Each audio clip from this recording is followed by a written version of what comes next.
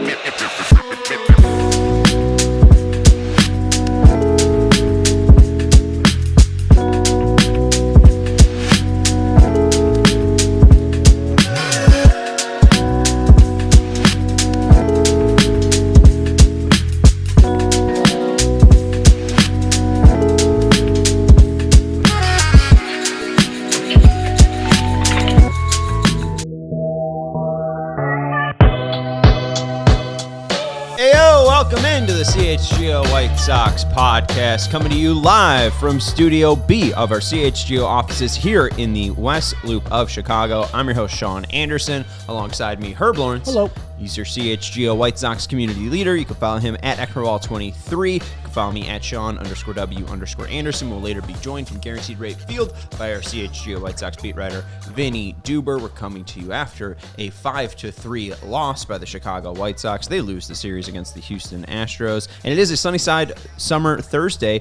This is the CHGO White Sox podcast. Head to sunnyside.shop or the nearest Sunnyside Cannabis Dispensary and use code CHGO, that's HICHGO, for 35% off your first order. Bright Buys every day, only for 21 plus or Illinois medical card holders. We're being produced today by Sarah. Hello. Courtney went after the game yesterday. She went to the Cubs-Giants game yesterday. She went to Sunnyside and used high CHGO and got that 35% off. Brought some good news, some Friday. She knows I love that stuff. I've already used it too. Oh, it works. It is awesome. I haven't used it yet. So, Courtney used it, so we're going to be good for a minute. And then hopefully we can use it next Thursday because I love me some Sunnyside and I love me some Friday. You only use it, you only use it on Thursdays, though? It is a Sunnyside Thursday. I use it whenever it's available. I haven't used my 35% yet, though. The package says Friday. So, I'm just saying, like, the actual, the what you're purchasing. I'm going to go home tonight you purchase from and have a Friday. Because it is our Friday. It is our Friday. You're drinking a Liney as well. Shout out to the peach shandy. It's not the peach shandy. Might as well. It's juicy peach. Juicy peach. It's like, well, I don't know if it's a shandy. I don't know. Yeah. The people from Leinenkugel might get on us. Yeah, it's just it's not a shandy. Delicious fruit. Don't call it a shandy. They have great, delicious, fruity beers. No matter if you want lemon or berries or peaches or grapefruits, or sunset wheat, or honey vice. Shout out to Kurt. He's new in the chat. He says they're an absolute disgrace to Chi-Town for real.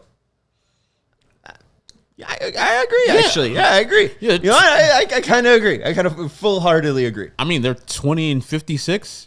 Yeah. They are 6 games back of being the worst team or tied for the worst team in Major League Baseball. Again, the Rockies are playing the Dodgers, and they're not having a fun time. They're getting their ass kicked consistently. Mm-hmm. After the White Sox play 3 games against the Tigers, who's in town? The Dodgers. Okay, so they're going to get their ass kicked. Did Caruso get traded? Wow, I didn't even know about that. That's a good time as the Bulls are on live now in Studio A with Kendall Gill. And speaking of that Monday Dodgers game, our takeover is that day. We have limited tickets available left on. And if you're watching Shohei Ohtani on TV and not going to games and watching the games where Shohei plays, as I said on my Twitter, your grandkids and great-grandchildren are going to ask you, Daddy, Mommy, or granddad, grandmom, how was it like to see Shohei Ohtani in person? You're like, I didn't. Rectify that. Rectify that currently right now and go to CHGO, ALLCITY.com. Go to the events page and join us on June 24th, which is this Monday. We're going to pregame at Turtles. We're going to walk on over to the stadium, have our seats in 147. Seats right now, much cheaper buying through us than buying through any secondary market right now. But also, you get to kick it with us, which is going to be a great time. I don't want to take eyes and ears off of I got you. A White Sox podcast, but it's a Bulls podcast that's still in the family. Yes. So if you are interested in the breaking news that is happening in the NBA, Adrian Wojnarowski breaking that the Chicago Bulls have traded Alex Caruso for Josh Giddey. So Alex Caruso, 1 for 1, new Oklahoma City Thunder. I don't know, but that's at least what the one tweet I saw. Mercy. All right. So Will Gottlieb really just shaking up the entire Bulls franchise in a week, and that story disgusted me. We could talk about the series. If you do have any specific questions about the series, throw them out there. This wasn't really an enticing series. The one game the White Sox won, they were both on I mean, not fielder's choices, right? One wasn't technically a fielder's choice because Vaughn beat it out, but I mean, they just couldn't turn the double play quick enough. Correct. But I mean, 2 hits, they scored 2 runs. I think Len Casper told the broadcast today through the first 12 innings, or not 12, but basically through the first 20 innings, the Astros had one strikeout, exactly 1 strikeout in each inning. They were just kind of cruising. I don't know. This has been a disgrace of a team. And Alejandro saying, Grandpa, tell me about the 2024 White Sox. This has been a disgrace to the team. Yeah. And the fact that we were lied to by Jerry Reinsdorf in August and the whole shakeup that he did with Kenny and Rick because, he thought Chris could do it the fast enough, or at least why he selected Chris was because he could do it fast enough. But the more this happened, maybe Chris has brought some good change, but this couldn't have happened just with Kenny and Rick in the house. They couldn't have just brought in Brian Bannister. I don't know. I'm not buying any of this, and I understand it's a really bad team, but he put out the really bad team. Yeah, and the thing is, and I know people are like, well, people who don't know, well, being bad will benefit the White Sox. Not anymore. They're going to be picking 10th next year. They don't even get the benefit of being bad like they used to be bad, and you would get the number 1 pick. Now they do a lottery system and then do a dumb system where teams like the White Sox who are in big markets get punished for being in the top 6 picks one year. That means you can't be in the top 6 the next year or top 10 in the next year. And so that is a flawed plan that whatever Chris Getz had this year and Jerry Reinsdorf, whatever they were thinking, this team is woeful, and when we will tell our grandkids is, hey, that was the worst team in the history of baseball, because they got 20 wins right now with some of their best players going currently. Imagine when they trade them away and they're just playing young players and they're playing inexperienced players who don't know what they're doing. It's going to get worse than this. So we're at the best part of the White Sox season after the Tommy Pham effect when he came here for those 19 games. This might be the best opportunity for the White Sox to get a couple wins because you're facing woeful teams like the Astros. The Tigers are not that great. Then you play the Dodgers, tough, the Braves for 1 game, and then you slow it down. You gear it down to the Colorado Rockies. This is the time to grab some dubs. But the White Sox can't even beat that Astros squad who played without Yordan Alvarez for 2 of the 3 games and a whole series without the best hitter probably in the American League, Kyle Tucker. And the White Sox still lost. And to a guy I've never heard of for my life before. Arrighetti. Spencer Arrighetti. I'd never heard of in my life. He had a 7 ERA coming in and shut the White Sox down. Well, they didn't shut them down. They gave up 3 runs, but as White Sox custom, that's it. 1 crooked number, 1 inning. That's it. Yeah. And that's it. It's hot. I mean, to be fair, it is hot out, and it's tough to play baseball. It is. I hated playing baseball in either cold or warm weather. Yes. You find me in 70 degrees, and man, I was on fire. But anything above 85 and it's sunny out, this Irish skin can't take it. That's what everybody says. Man, when it's hot outside, it's tough to hit. Yeah, right? And usually the ball doesn't fly. I guess the wind was blowing in, to be fair. Tommy Pham had one that got me up out of my seat. Maybe if it was a little lower, would have gotten out. Maybe if he hit it a little bit harder, would have gotten out. But just a brutal year so far for the White Sox. Again, 20-56 on the year. And we've talked about the 39-game stretch. There's 7 games left. That means they've played 32 games. Okay. Do you know their record in those 32 games? I'm just going to guess. Playing playoff teams. 32 games? Okay, I'm going to go with 4-28. No, but I texted it to you, so I'm surprised you didn't. It was 6-26. Hey, so better than I thought. There you go. Yeah, you were pretty close. 2 games off. Look how great they were. But and honestly, just lucky that they played a game in Seattle. And I know that they blew every game pretty much in Seattle outside of the last one.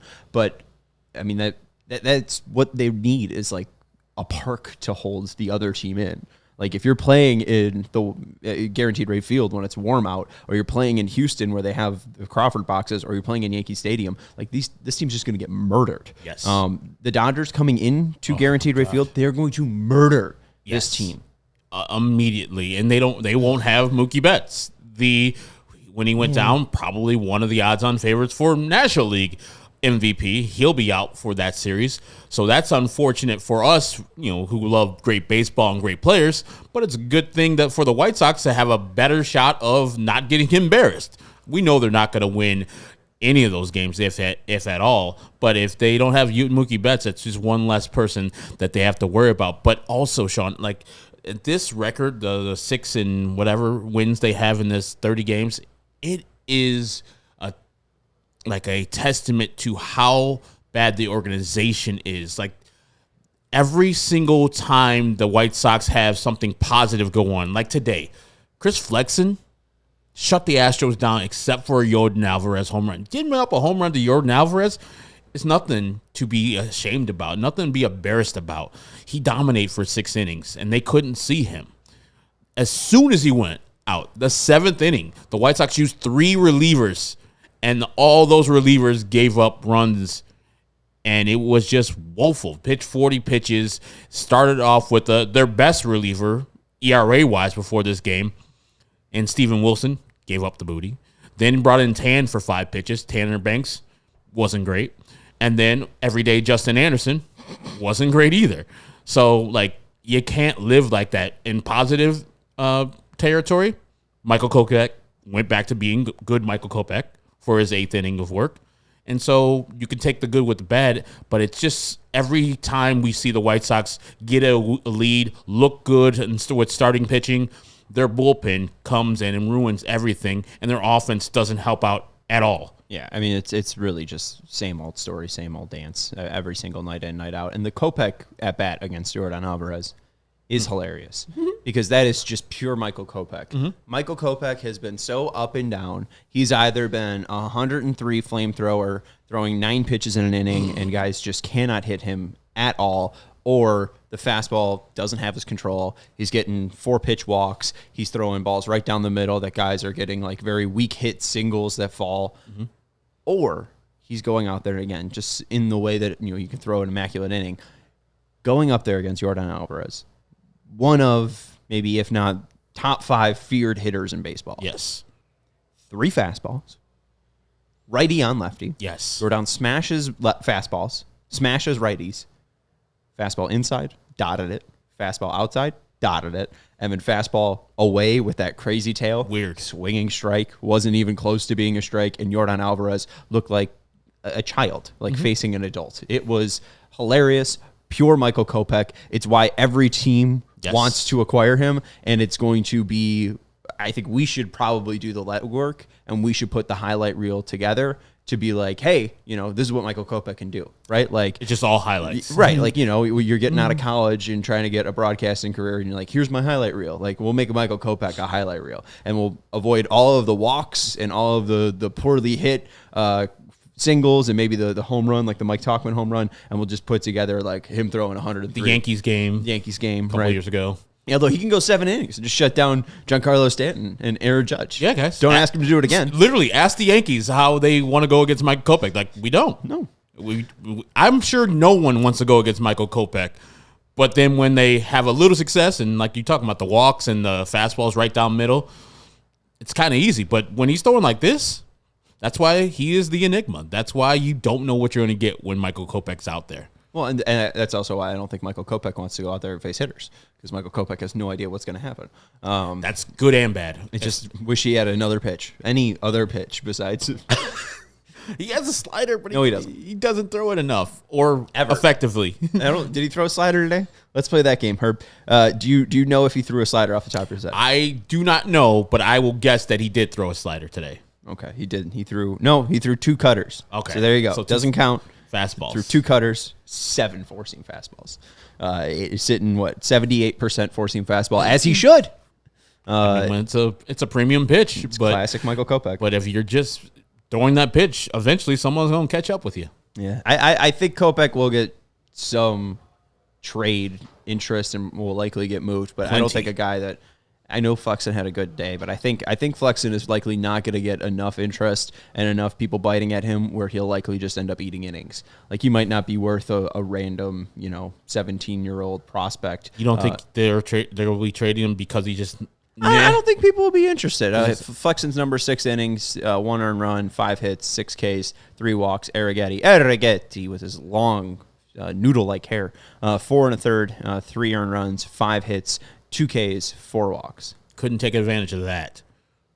amazing White Sox. Classic White Sox. And I have something to say. They got 4 walks, and they had no idea what to do with it. I know that we're got a break, but as I say always, Luis Robert Jr. is a superstar. And so I will hold him to a higher standard than I'll hold anybody else on the White Sox team.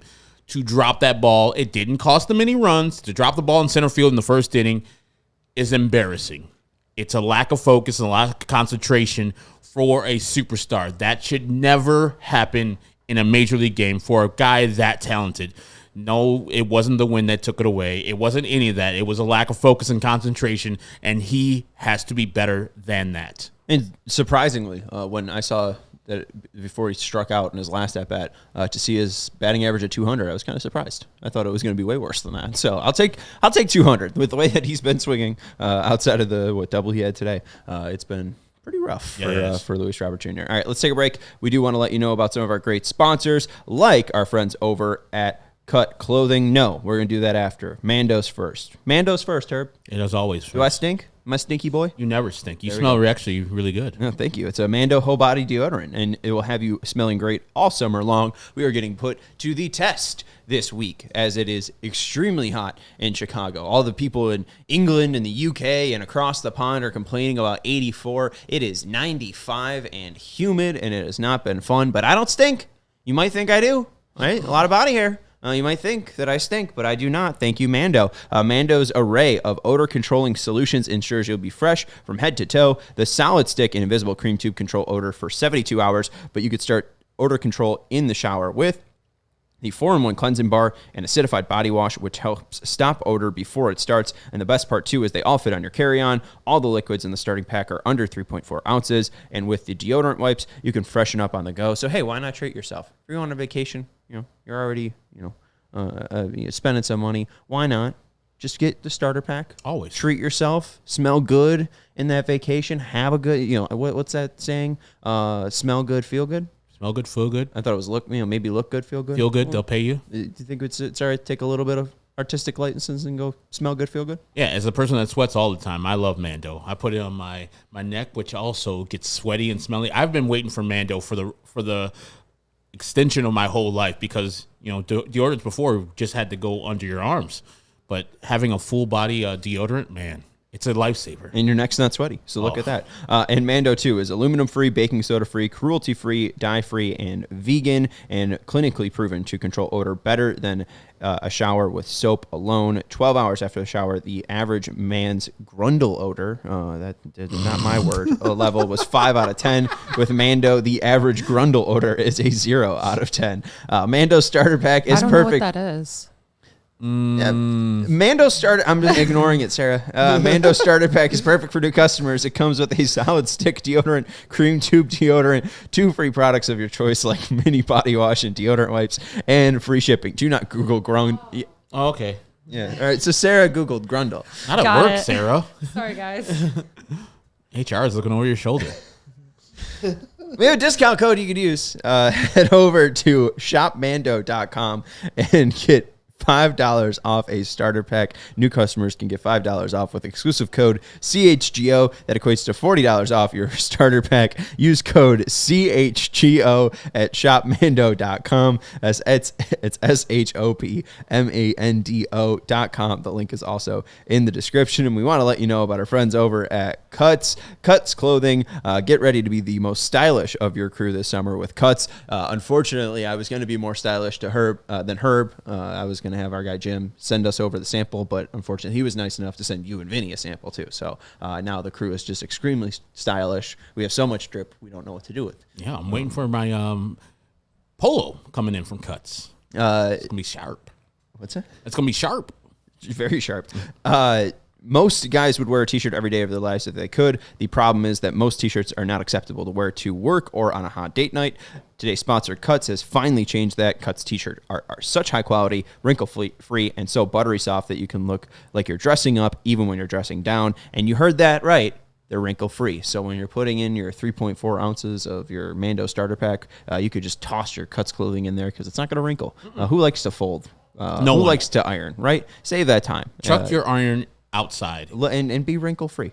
You never have to substitute comfort for fashion again. Dive into summer with Cuts. For a limited time, you could save money on Michael Chandler's favorite clothing company by heading to cutsclothing.com and use code CHGO for $20 off. These fabrics are breathable. They set the standard for softness, and they have great premium performance, so Herb can bike to the office and not have to worry about stinking up a storm because his sweat's going to wick away, and he's got Mando on. So embrace the summer state of mind with Cuts. For a limited time, our listeners get 20% off your entire order when you use code CHGO at checkout. That's 20% off your order at cutsclothing.com, cutsclothing.com with promo code CHGO. Please show our show and tell them, please support our show and tell them we sent you. Experience the perfect blend of style with Comforts Cut Clothing. Again, Jim, if you're listening, please get a reading sponsor. Hooked by Phonics. What's the other one? I'm not sure. What's I mean, you can do the one where you there's that schooling one that begins with an E. I am not sure what you're talking about. No? Okay. All right. I don't know. I feel like there was a... I thought you were talking about Duolingo. No, that's just Spanish or French. Yeah, but I'm sure you can learn English there. I don't. Reading's not that bad, Sean. I don't need to learn a new language. I gotta kind of figure out the one. This one. Yeah. All right. I failed English in freshman year. Me fail English? That's impossible. Yeah. What did I fail? I failed a lot in my life. I failed chemistry. I mean, that's hard in high school. Yeah. It's pretty tough right there. And physics. I'm not a science person. No. I think I failed ceramics. I just didn't show up for that class. I don't know. That's the problem. My freshman year was just atrocious. I didn't do a lot of homework. I was tired after wrestling practice, so I was like, I'm not doing any homework. Homework is dumb. Yeah, I was with Change your curriculum, teachers. I'm at school already for 8 hours. I got to go home and do more? Ugh, that's dumb. Teach me all the stuff I need to know at the school. I'm with you. I was ineligible for 8th grade basketball because I was not doing my algebra homework, so I started failing that class. Yeah. So, hey, there you go. The White Sox should be, can they be deemed ineligible? Like, it seems like someone's not doing their homework, whether it be Chris Getz, Pedro Raffol, or any of these players. Anyways, this has been a brutal road trip. 6-26, not road trip, but this has been a brutal stretch. Yep. 6-26. They got 7 games left. 3 against Detroit, 3 against LA, 1 against Atlanta. Chris Sale is going to be scheduled to pitch that Thursday game. Fingers crossed that he does make that pitch. In Chicago. Oh, I love it. Amazing. I can't wait. Oh, my God. I hope it happens. I know that a lot of time has passed. The person that he probably despises the most is gone in Kenny Williams. But I'm guaranteeing he'll bring his best game if he is pitching versus the White Sox that day. His absolute best. He wants to show them, hey, you guys made a mistake. I won a World Series. I'm still that Chris Sale you traded years ago. And 2 of the guys you traded me for are on their last legs. First, the Yohan Moncada is not even playing. And Michael Kopech can't find the zone from time to time. So, y'all suck. Yeah, right. I mean, Michael Kopech will be like, here, watch me throw strike 1 for 103, and then watch the next 4 be outside of the zone, and you can walk to first base.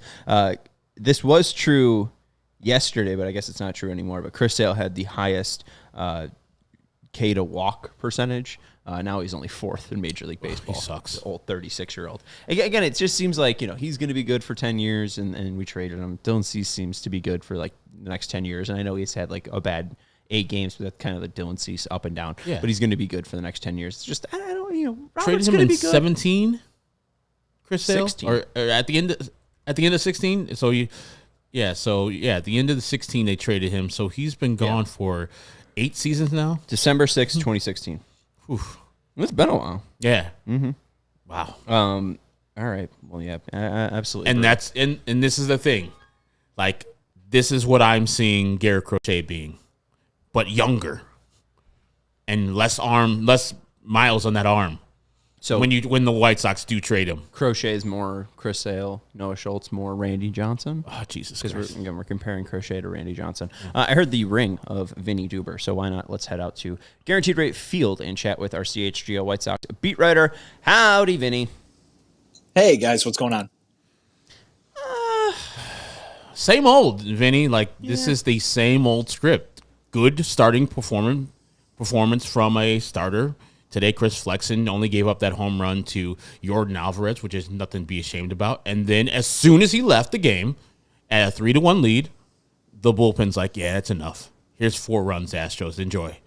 So, like, it's just mind-numbingly bad that the White Sox bullpen doesn't come through for them, and then the hitting doesn't pick up the starting or bullpen at all. They just have one crooked number, and that goes back to last year. So I know that, this seems like a broken record for you too, but how did Chris Flexen feel after his performance? I know we probably more focused on the loss, but I thought the kid pitched very well.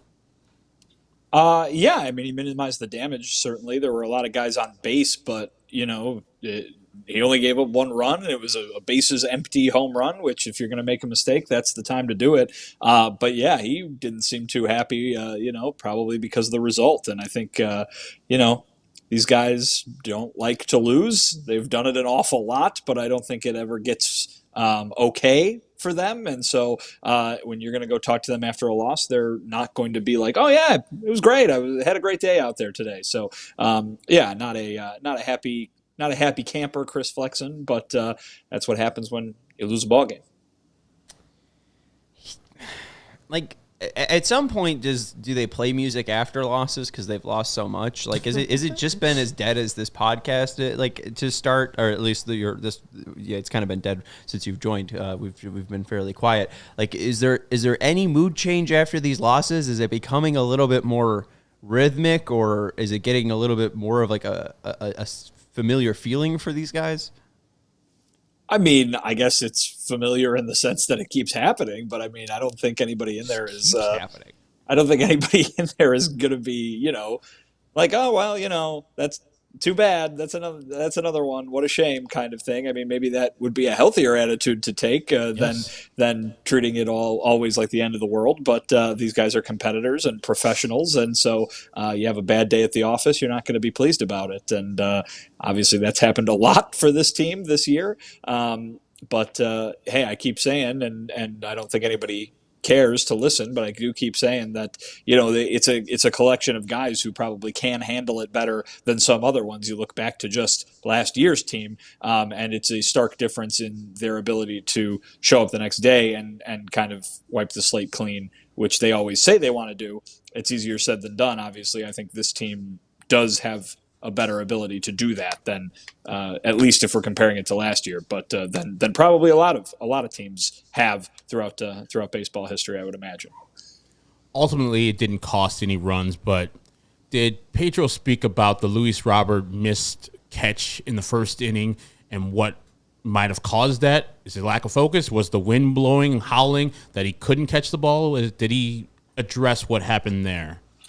Pedro did not. Luis did, and said it's that there's no excuse for it. He said he just got too confident and was lackadaisical with it, and he owned up to it. It was ugly, but like you said, it didn't end up meaning anything. But it was ugly, and you can add it to a list of plays, not just in the season, but in today's game, that really go against the whole defensive improvement idea, the whole fundamentally sound idea that was being pitched so frequently and so vocally before the season began. If you wanted to make a highlight reel or a low light reel, rather, that would be one that you would put on it, even though it didn't end up meaning anything.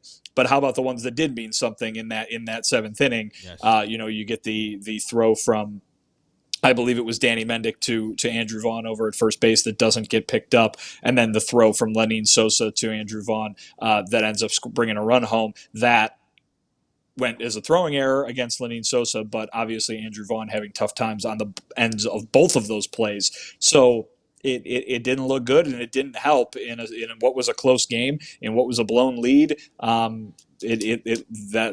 They loomed rather large, and I think that it is, again, just a very kind of glaring example of the fact that all these problems that they said were going to go away, right, all these mistakes that they said were going to be a thing of the past, they're all still here. And listen, I'm sure you watch any team around baseball, you're going to be able to rack up several of those plays in your mind. But for a team that was promising change in that area specifically, we haven't seen enough of it.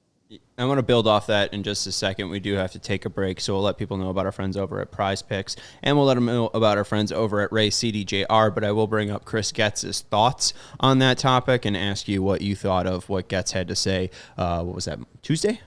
It feels weird with a series starting on a Tuesday, but Tuesday. So let's hear about Prize Picks, Herb, and then we'll let them know about CDJR.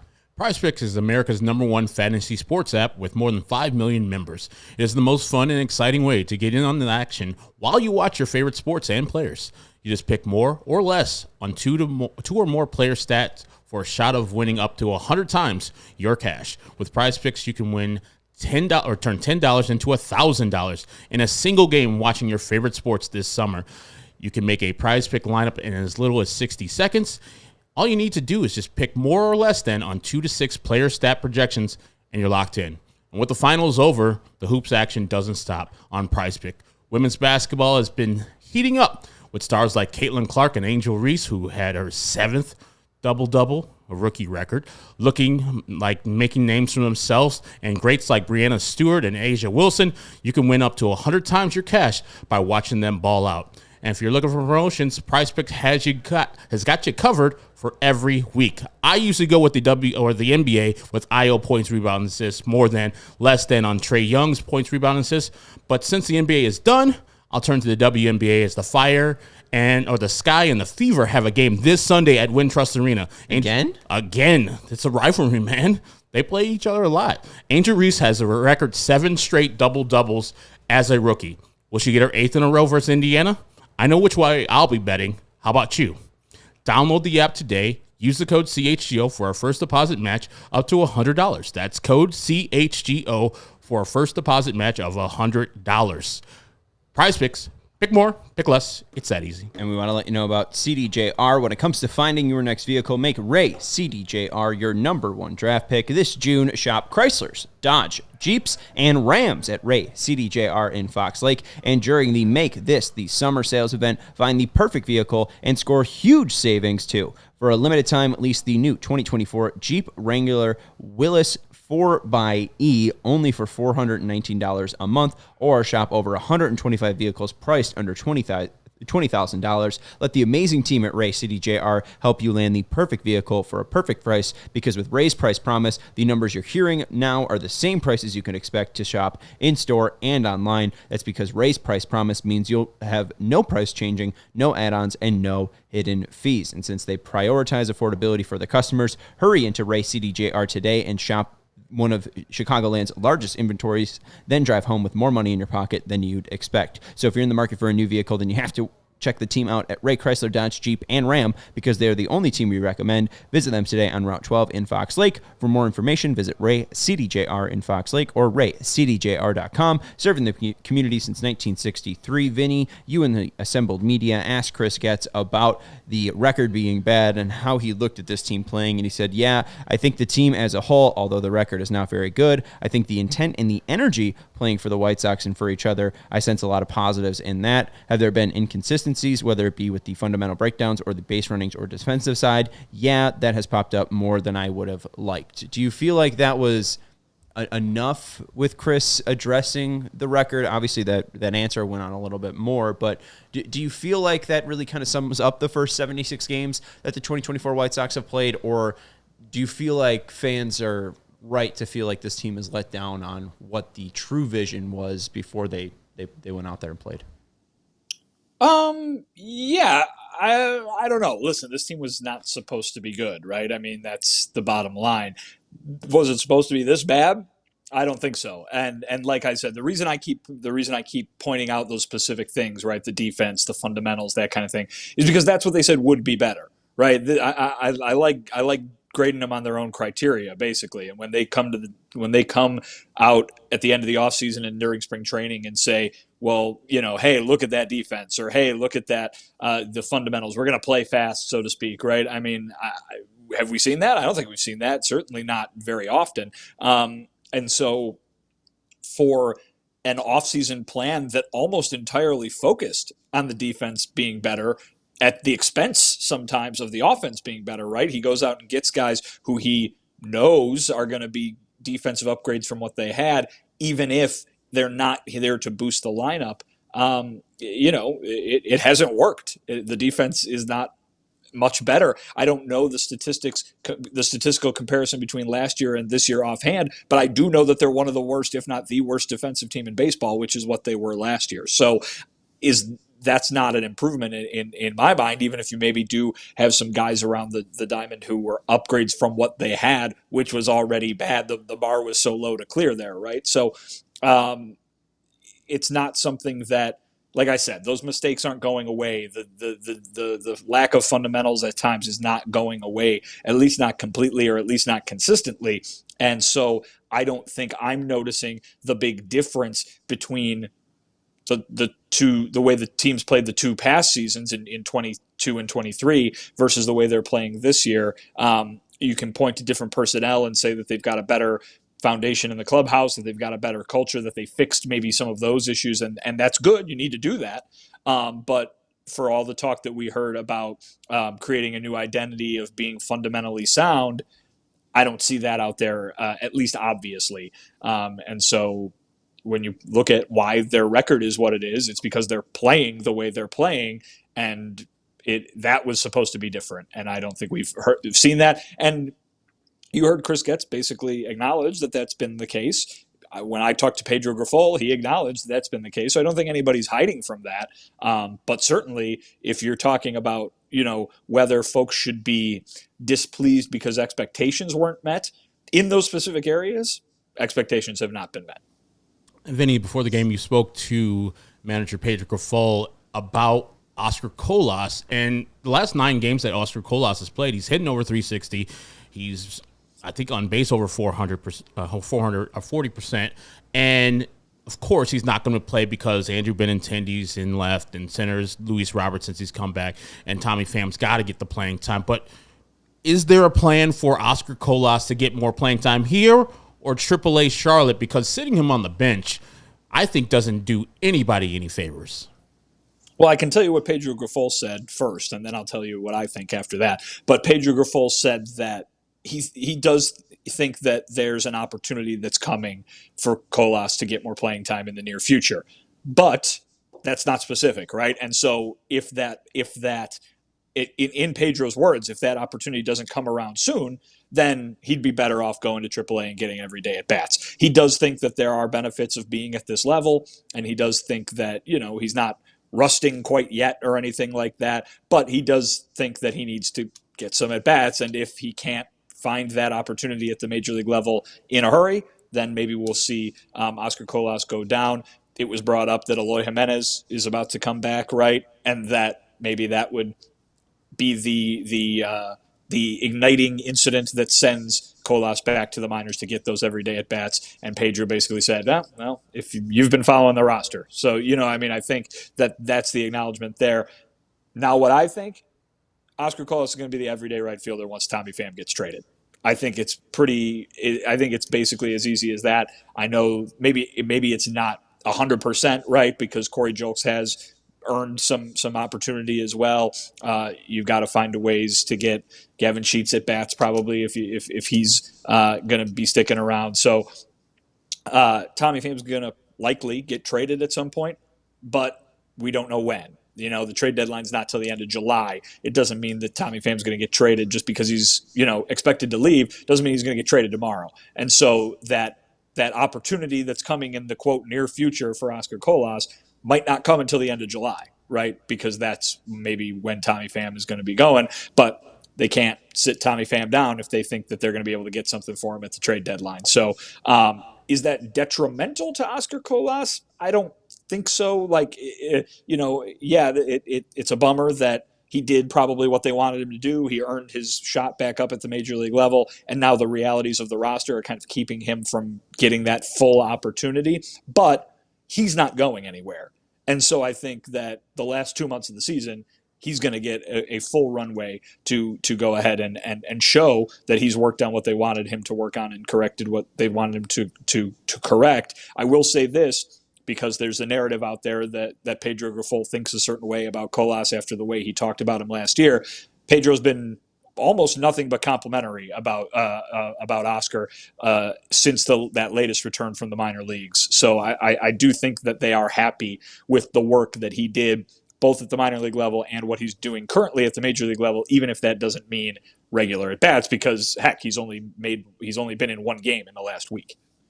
Chris Gamble brings up the point that Gavin's obviously been struggling pretty mightily at the plate. I'm with him that I'd rather see Colas get more ABs. Do you think it is more of a fam thing, or if Gavin starts to struggle more, could Colas become the lefty du jour?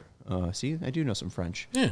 The lefty du jour of the team before even the deadline comes. Because, I mean, again, we've seen a lot of baseball from Gavin, and there was the start of the year, and we know that he did some batting practice with Jim Thome, but it seems like that wore off. That was only like a 1 month boost he got. So what are we really looking at here with Gavin Sheets, and can somebody with possibly more potential like Colas start forcing some playing time over Sheets?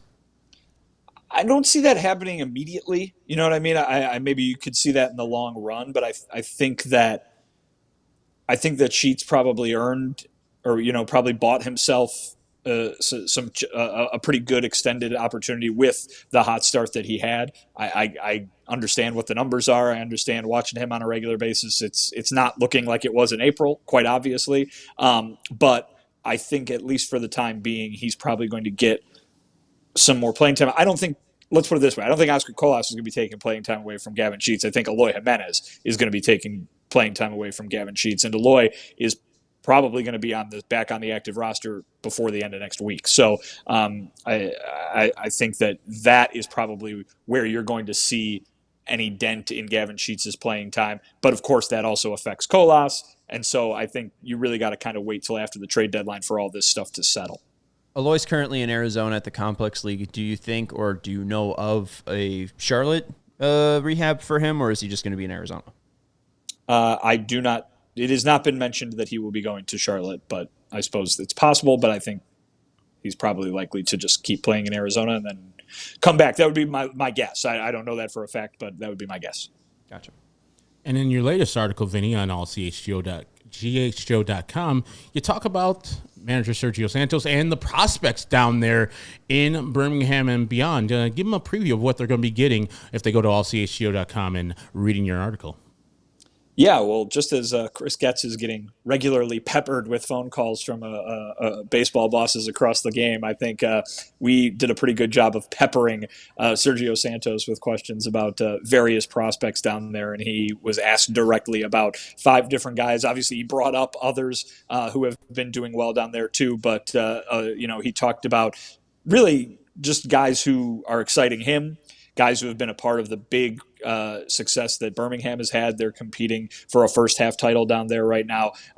They've got just this killer pitching staff with all the prospects that we're all talking about on a regular basis right now. Not to mention that guy Edgar Caro, who is just carrying a fire stick for a bat right now. So there's a lot of talk in that story about a lot of those guys. I think Edgar Caro gets probably the most airtime, so to speak. Basically because he's, doing twice the development, not just of a hitter, but as a catcher as well. So I think that if you are much like you guys were when I joined, I came on and you guys were all down in the dumps, and I was like, oh, guys, wow, nice to see you too. Gee whiz. But if that's how the White Sox are making you feel, the Birmingham Barons, I guess, can be a little bit of an antidote and a little bit of a glimmer of hope of what the future might look like. Cannot promise that it's going to be turning around anytime soon, but there is a lot of talent down there, a lot of talent that's playing well too. And hearing it from the man who's in charge is probably the best way that fans can get an insight into what those guys are like. And what had me salivating in that article is just the quote from Santos about Noah Schultz that says, quote, "He's close. I think he needs more innings and experience, and without a doubt, he'll make a big impact when he gets to the big leagues." I feel, again, that he could pitch in the major leagues today, and I would be all ready and excited to watch Noah Schultz pitch in a White Sox uniform today. I know why he won't, and I know why they'd keep him down for a little bit, but I do think that he's probably going to be a 2025 starter, and if the Double-A manager is saying he's close and he's 21, I feel like he's He's pretty close. 95 to 98 miles per hour on a fastball works, right, Vinny? You're the reporter here, so I'll rely on you. Yes, absolutely. Objectively, 98 miles an hour is good. But no, I mean, listen. Let's work on. Let's probably wait till the guy can pitch into the fifth inning before we start bringing him up to lead the rotation. But no, they're doing that on purpose. That's not me ripping the guy, but he hasn't gone more than 4 innings, and that's by design, obviously, with some of the physical issues he's dealt with over the past couple of years. But it might be an indicator that there's a little bit of a ways to go, right? I mean, I think when they want to bring these guys up, they're not bringing them up to be long relievers. They want them to be the rotation mainstays that they envision their potential can make them. So Noah Schultz is going to have to start pitching 5 and 6 innings before he gets a shot at the big leagues. That would be my first criteria before they consider making that call. Absolutely. Real quick, I do want to go to Tom in the comments. He says the team is 20 and 56. They have 1 to maybe 2 legit major league position players on the roster. You can't polish a turd or any other team. Colas would never sniff the MLB roster ever. Again, this is a player that before he made his major league debut in 2023 was on the top 100 MLB prospect list. Yeah. So, I mean, he was not thought of like that sourly. I don't know how you guys view Colas, but I think part of it is an overcorrection from last year. I don't think he was ready to be a major league outfielder and the starting major league outfielder on a team that was expected to contend, and was forced in a pretty difficult spot. And I think there was a unnecessary spotlight on him on the way that the manager was discussing some of his mistakes. I feel like they're really forcing him to earn his spot back, even though I think he's likely better than Gavin Sheets right now. Am I off in that assessment? How do you guys feel? For me, it's not. I don't think you're off, but also, yeah, they did rush him up there, but they did want him to be the right fielder, and he looked the part the year before in both of his assignments in the minor leagues. But also, it's White Sox tradition not to fill that right field position with a competent right fielder that already knows how to play the position, and that was most of his problem last year. And I don't necessarily blame Pedro for coming down hard on the kid. I just want to be more consistent with rookies and vets. It seemed like he comes down harder on the rookies, understandably, but also if you're going to be hard on somebody, have it be consistent throughout the locker room. So he did fail last year. That's on him. And he failed the second time he came up. And so I understand why the White Sox are a little apprehensive of doing it again and giving him a third shot at doing the major league thing. But my problem is the wishy-washiness of he's in the majors, but he's not playing. Play him. He's not getting younger. He's 26 now? He's not getting younger. You play him in AAA or play him in the majors, but he's got to play. And if you want him to be anything, he's got to play. Or just let him go. Either way, like, shit or get off the pot for me. Yeah, I mean, last year he was not the caliber of player that is necessary to play in Major League Baseball. That was very clear. He whether his readiness had anything to do with it or not, they threw him out there and he played horribly at both the offensive and the defensive, and sometimes on the base paths too. So that was very clear, and so I don't blame a commenter for thinking that he wasn't good enough, because he very clearly wasn't last season. But I think the White Sox have said, and it makes sense because you have seen some of the things that he's been able to do, and their opinion of some of the things that he's been able to do, that it doesn't mean you're done forever, right? And so I think that going down and doing the work that they wanted to see him do, even though it was eyebrow raising that he didn't play winter ball like Pedro said that they wanted him to, but then he came to spring training and everybody said that he looked and did exactly what they wanted him to do. So I think that he's followed the instructions well, and I think that he definitely deserves a shot. I think if Tommy Pham wasn't on this roster, he'd be the everyday right fielder right now. I don't think it's really any more complicated than that. There's a guy in Tommy Pham that they signed to trade, and then he played well and made it possible that he could be traded. And so while Tommy Pham's bat has cooled off pretty significantly too, just like a lot of folks, Gavin Sheets and Corey Lee, just like a lot of folks who had those really good moments for a little while have cooled off, Tommy Pham's experience and his very recent playoff success probably makes him a somewhat attractive trade piece for multiple teams out there. So I think that continuing to play him is the only option if they're going to accomplish the goal that they had, which is to trade him for something. And so that means that Oscar Colas is blocked at least until August. And then come August, we will be able to find out exactly what sort of leap, if any, Oscar has made. I'm surprised no one corrected me that the starting right fielder for the 2023 White Sox was Romy Gonzalez and not Oscar Colas. On opening day, yes. On opening day. Technically, it was Romy Gonzalez. So I'm surprised that the technically police didn't come after me on that one. R.I.P. Romy. He's White Sox career. Yeah, I'm about to say he's not dead. There was a question. You talked about Tommy Pham and you talked about Gavin Sheets cooling bats. However, Andrew Vaughn, I think since May 27th, has a 349 batting average. That's pretty good. Any word from Andy about what his focus has been? We've seen that he has been a little bit more pull heavy. Has he talked about any of those adjustments that he's made with Marcus Timms? He has not. I'm sure he has made them because he's a smart hitter who has been able to have success in that department since he's been playing baseball, whether at the specifically at the collegiate level, but even some in the major leagues. But he's really a guy who values steadiness and values kind of having that mindset of going out there every day and just not letting the bad results get to him. And I think probably what we heard from Pedro or what we heard from Andrew was just keep trucking and it'll all turn around. This is a case in where maybe it did. And so, certainly there are players who we see across the field for the White Sox and across the game, whether that's someone like Andrew Benintendi, who's yet to have that success in a White Sox uniform, or someone like Jose Abreu, who just got just got released by the team that the White Sox just played, Houston. They're probably have those similar mindsets of, just keep going and the track record will turn itself around. We haven't seen that, but this might be a case with Andrew Vaughn in which it has happened. It has, and things have worked out. That was a deep, deep slump that he was in to start the season. But like you said, you're now looking at almost a full month of things going much, much better for him. And at least from a mindset standpoint, I can assure you that it was keep going to work, keep showing up. Every day is a new day. All the cliche stuff that we hear from these pro athletes all the time, it's cliche for a reason, folks, because sometimes it actually works. We're burying the lead. I mean, Martin Maldonado now has 9 hits. Wow. And a hit in 2 of his last 3 games, guys. Come on now. And apparently Santa Claus is up there for the official scorers, not giving Tuve that air, which he richly deserved.